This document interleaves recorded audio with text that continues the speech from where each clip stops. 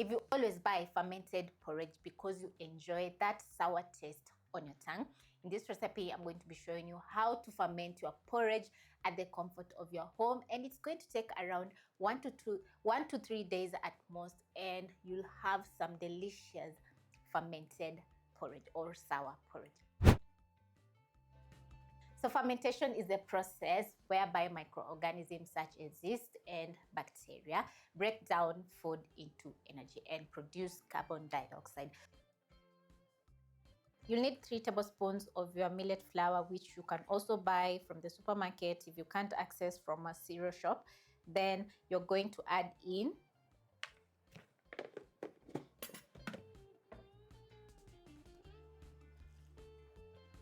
Then you're going to add in 1.5 cups of water. Stir in the flour until fully mixed up with the water. Once you have no lumps in the mixture, you're going to cover your container and keep in a warm area in your kitchen or in your pantry to ferment for around 2 to 3 days at most. Luckily for you guys, I'm always 2 steps ahead. I've already fermented some porridge. Not porridge, I've already fermented some flour. And this is how it's looking. 3 days in, you'll notice that the flour are separated from the water, so you'll also have some bubbling on top, and you'll get a very strong smell from the fermentation process. So now I'm going to start off cooking my porridge. Then you're going to mix up your flour together with the water until you have no lumps or until it's smooth.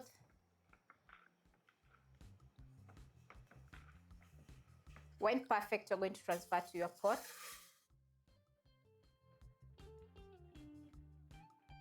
I'm going to add in around 2 more cups of water.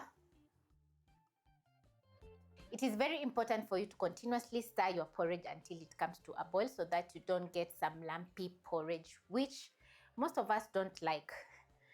So have some extra water aside because the porridge is going to thicken up. So you're going to use the water to thin the porridge.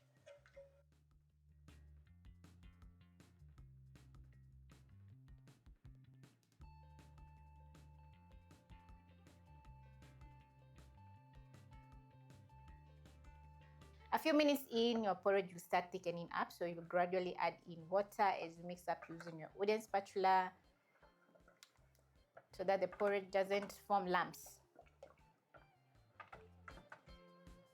You're going to cook your porridge to your own preferred consistency. If you love some thick porridge, you'll add in a little splash of water. If you love your porridge on the thin side, you'll gradually add in water until you get the perfect consistency. So that's basically it. The remaining part is adding in some sugar to sweeten up your porridge. So it also depends on how sweet you like your porridge. But because it's fermented, you need to add in a little bit of sugar so that that sourness can pop. You're going to stir in your sugar until fully dissolved into the porridge, and this is my consistency that I'm going for. So now I'm going to wait for the porridge to cook for around 3 to 5 minutes at most.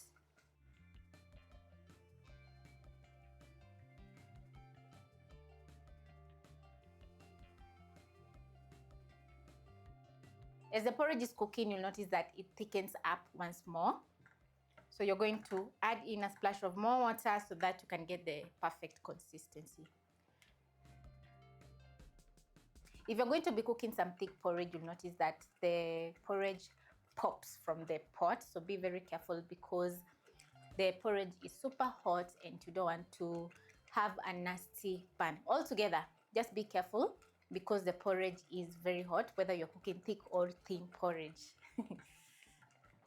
When your fermented porridge is ready, you're going to put out the flames, or you can reduce as you serve yourself some delicious porridge. Just look at that. The consistency is perfect, not too thick and not too thin. So I'm going to serve myself some porridge in a bowl so that it can cool very fast for me to enjoy.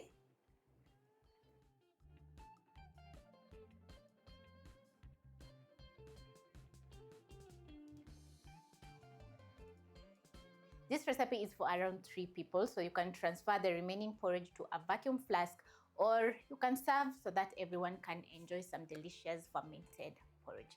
Give this recipe a try and it will turn out very smooth, delicious, with that nice sour taste.